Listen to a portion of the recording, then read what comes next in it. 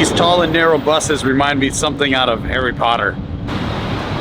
Here in Hong Kong, they don't have just regular rush hour traffic. They have the world's longest outdoor covered moving walkway / escalator rush hour. Car ownership in Hong Kong is very low. Tens of thousands of people use these every day, and that's going to include me today. I don't know which Hong Kong businessman did a bunch of cocaine and said, you know what would make my morning commute easier? A mile-long moving walkway that takes me straight from my apartment to my office, where I can do more blow. And all right, I've officially reached the end of the escalators. Now I gotta walk back up.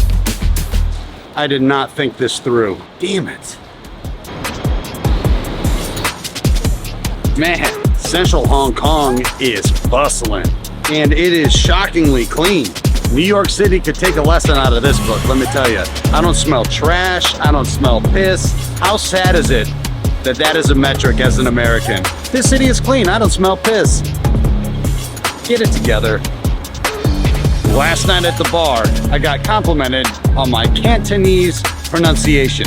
Little did she know, I was hammered and speaking English. Do you understand the words that are coming out of my mouth?